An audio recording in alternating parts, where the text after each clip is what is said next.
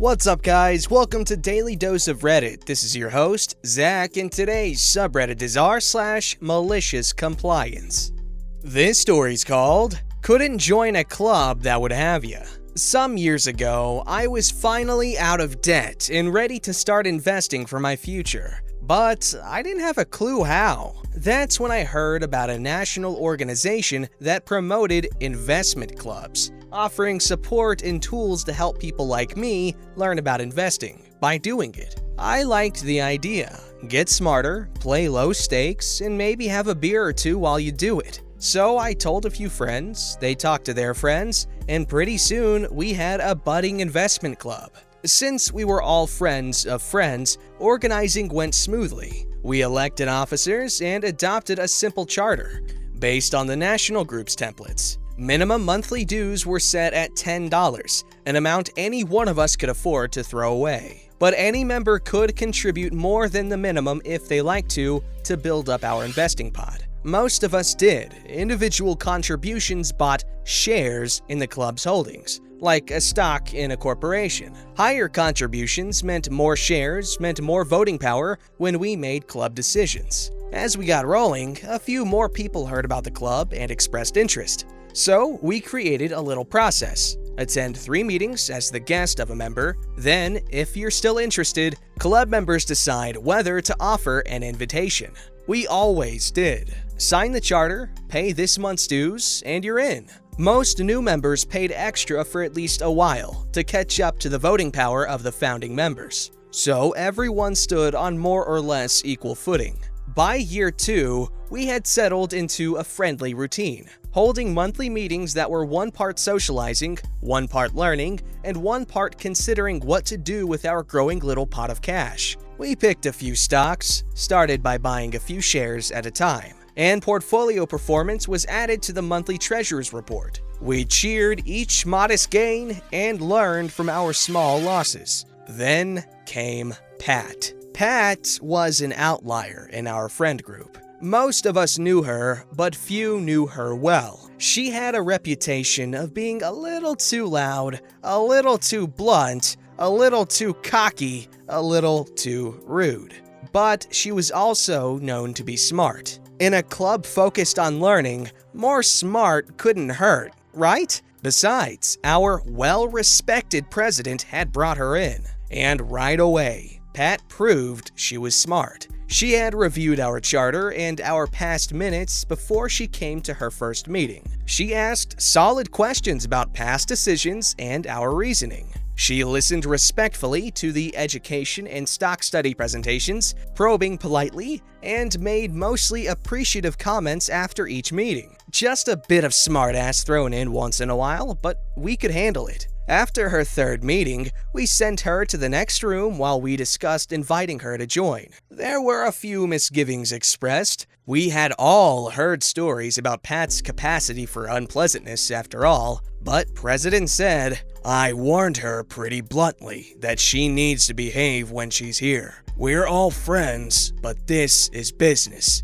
Money is serious. So I told her, keep yourself in check. Leave your attitude outside." Ultimately, everyone agreed. She had indeed behaved. We had no reason to doubt her sincere interest. So we called Pat back in, and President said, "Congratulations, Pat. Just pay your dues and sign here." With a flourish, Pat handed Treasurer a $10 bill, and everyone applauded as she signed the charter. Then she said, "Thank you all, thank you. But frankly, you really don't have any way to keep me out." The room got quieter. Then she turned to Treasurer and said, "Now, next month, if I'm interpreting your little reports correctly, all I have to do is give X amount of dollars, and I'll have equal voting rights? Is that right?" "That's about right, yes," came the answer. "And if I were to give you that, plus..." And here she pointed at the bottom line of the club's total holdings. "X thousand, X hundred, XDX dollars, I'd become the new majority shareholder, right?" "I suppose." "And then I'd be in charge of all the club decisions," declared Pat. "That's right. Unless you all can keep ponying up more cash than I can, There's nothing you can do to stop me from running this club like my own private account with nearly double my money to play with, is there? And now that I've signed your silly charter, you don't even have any way to kick me out. So see you all next month." She smirked, turned, and left. The door had just barely closed when the room exploded. "She was joking, right?" Oh, hell no! The nerve! Could she really do that? "That can't be real." How big a mistake did we just make? Wow, what a class A baseball pitcher. But as we looked over our template-based charter, we found she was right. There were requirements for tax reporting, officer fiscal responsibilities, bank and brokerage relationships, conflicts of interest, and a host of other issues we never faced and never expected to face. There was boilerplate language about how to buy out a voluntarily withdrawing member. There was a provision allowing us to involuntarily withdraw someone who didn't keep up with dues and/or attendance. But we had no cap on individual member contributions, and no provision allowing us to kick out a stakeholder so long as they continued to pay their dues and attend meetings. And we now realize that if she could make good on her threat to buy majority holding, Pat could simply outvote any attempt to amend our charter. A more elegant solution probably existed, but within 20 minutes, someone came up with the nuclear option. 2 minutes later, we agreed to launch it. We accepted assignments, then went our separate ways to prepare for next month's meeting. That evening, everyone arrived a bit more promptly and settled a lot more quietly than usual. Pat looked smug as she took a seat, seeming not to care that no one spoke to her. She was ostentatiously fanning herself with a personal check. Too bad we never saw it, so we'll never know if she was ready to put her money where her loud mouth had been. President took the floor. Before I call the meeting to order, I have a personal announcement to make. I made a really poor recommendation to all of you last month. I feel the bad judgment I showed means I am not fit to be your president. I'm presenting my letter of resignation and my voluntary withdrawal from the club. And solemnly gave the letter to Secretary. Pat looked like she'd been slapped, but she said nothing. Treasurer spoke up. "Just so you all know, President spoke to me earlier about this decision. So I've already calculated withdrawal payout and have it ready according to the terms of our charter." And President took the check. Vice President spoke next. "President, you weren't alone in that decision. I voted with you, and I also regret my poor judgment. Here is my letter of resignation and withdrawal," Treasurer said, "and here is your withdrawal payout, prepared as we discussed." And on it went, in small clusters at first, then all in a rush. Each member declared they'd made a terrible decision, presented a letter, and collected an already prepared check. Sometime during the rush, Pat stopped being silent. "Okay, I see. Yeah, I get it. Seriously, you've made your point. That's enough now.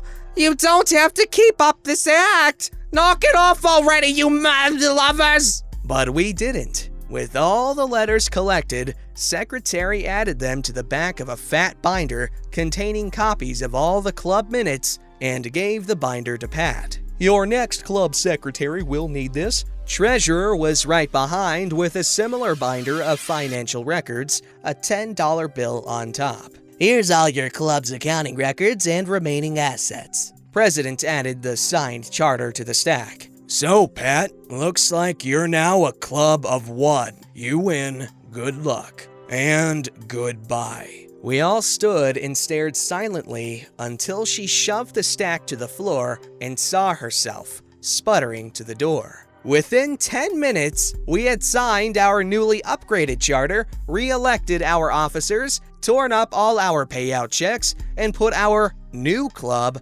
back to business as usual. Okay, just a bit more giggly and a little more pleased with ourselves than usual. Never saw Pat again. Didn't care. Edit. Oh my! Thank you, kind Redditors, for the gold, for the wholesome award, for the many attaboys in comments. I'm blushing. So this is what good Reddit karma feels like. At it again, platinum? And a Bravo award? Gracious, I'm getting kudos I've never seen before. Many thanks, I'm humbled. Edit 3, GOAT award? Take my energy award? Press F award? Come on, y'all are messing with me, right? And with one tail, I go from the 239 karma I've been looking at for months to over 7K? You are too kind. Thank you all. And thank you, Pat. Okay, first of all, that sounds like a pretty cool club. Second of all, don't you just love all the edits to thank people for awards? It's funny. I normally just skip over them, but it was 3 edits. and it's all different. It's funny. But what they decided to do is really funny. What I thought was gonna happen was just the president was gonna withdraw, and then someone else would take their money and buy his shares, and then they'd be the majority holder. But them all resigning is so much funnier, and they just start a new club right then, and it's great stuff. Alright, this story's called Dad, I Don't Belong Here! Where my siblings and I grew up, there was a large ESL community, English as Second Language. The school system was more tailored to them. Thank translators and white being the minority. This wasn't an issue. I'd been born and grown up there so I could speak the language. But my dad was insistent that we all speak English at home. Education is a big deal to my dad. He therefore made the decision to send us to some of the top schools in our state, Western Australia, when we reached the age of 12. I was the youngest and therefore the last to go. My sister had been at this school for 4 years already, and she loved it. It was an all-girls, religious, strict boarding school, and she freaking thrived in this environment. She was all about the tartan skirts and matching Panama hat in summer, whereas I thought it looked a bit like someone wanted to dress us like we were about to go boating in a punt in the 1950s. She was never really academically focused. She got average grades at best, but she made some very close friends. I, meanwhile, was the opposite. From the minute I got there, I rebelled against these rules and restrictions, but I loved learning. One of the stupidest and most ridiculous rules was that I was not allowed to spend time with my brother alone. My freaking brother. I had to have a chaperone with me to talk to my brother. I put up with it for a while, and then I started asking my dad if I could change schools. This place was really not for me. The girls were so rich and pretentious and were just so asinine. The teachers were amazing. They put so much effort into their classes, and well before the internet and laptops were commonplace, this school was issuing laptops to every student because they understood that is where the world was going. This is back in the 90s, everyone. Yes, I am getting that old. Thank you for that. Anyway, the school was fabulous. I just didn't fit in. But I wanted what my sister had. I wanted to go to a school with people who had the same mind frame as me. My sister is not asinine or pretentious. She's just so likable that she was adored by everyone. I did not get that personality trait. I'm sarcastic and lack a lot of social cue understanding. I'd found the school I wanted to go to. It was significantly cheaper than the one I was at, and so I went to Dad one more time to ask him. He told me that the only way I would be leaving this school is if they kicked me out. I am not the sort to cause drama, and he knows this. He thinks that because I won't act up to get kicked out, that I will suck it up and he won't have to hear any more about it. Well, game on, Dad. I mentioned this was a religious school, an all-girls religious school. A compulsory attendance at chapel a minimum of 7 times a week, but an expectation of more? Well, what do those religious people fear? This is where the Jaws theme song plays and you all get goosebumps from anticipation of the horror. Homosexuality! I got permission to be signed out of the boarding house by my cousin for the weekend. While staying there, I shaved my head. This complied with the school rules on natural hair and allowable hair length. On my return to the boarding school, there were many questions from the other girls about my hair.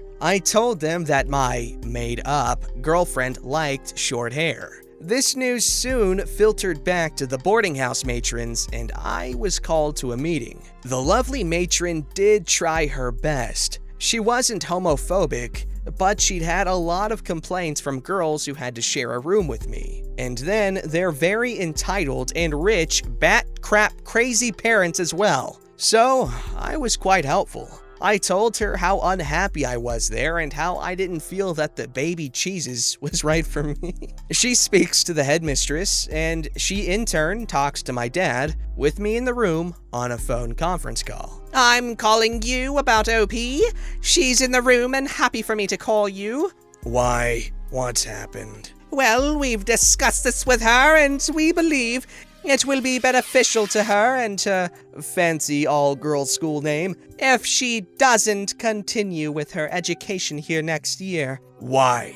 We just don't quite feel that she is, fancy school name, material. OP?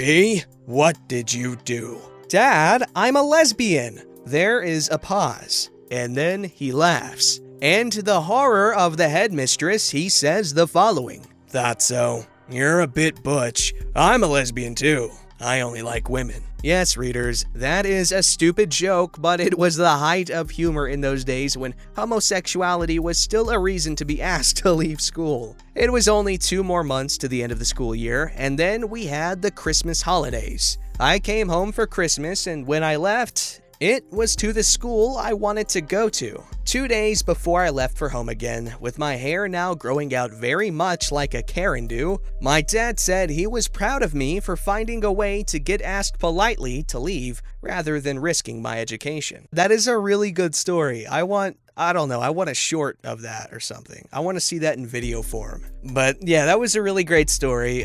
Good thing it all worked out in the end. I found it to be pretty wholesome.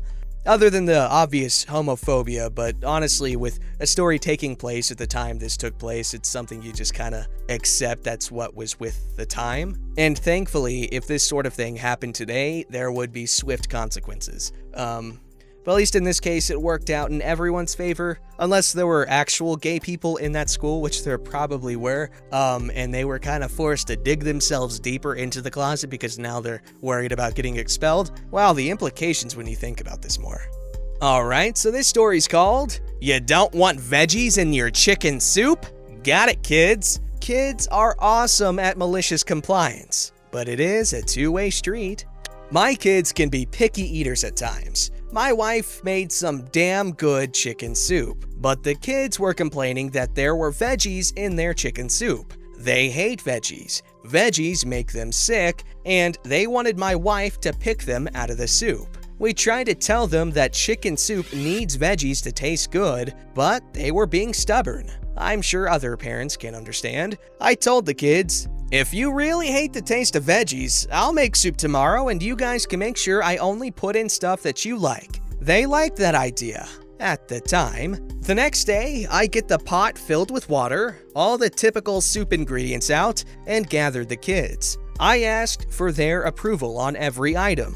Chicken, yes. Salt, yes. Black pepper, no. Gross, too spicy. Celery, no. I can't even stand the smell. Onions, no. It went on like that, with them rejecting parsley, bay leaves, and other veggies. The total contents of the pot ended up being chicken, water, salt, noodles. And the soup was done cooking. I served it up and they excitedly started to eat. A few funny faces later, and one of them said, It tastes weird. This isn't very good. I said, but I only put in everything you guys approved of. I think, from now on, I should make the soup, right? They looked at each other and said, Can we have mon soup instead? Since that day, they haven't complained about finding veggies mixed in the food. Sure, they almost always eat around a carrot or a pea, but they understand that it adds flavor. I remember when I was a kid, I ate everything. I loved vegetables, I loved fruits,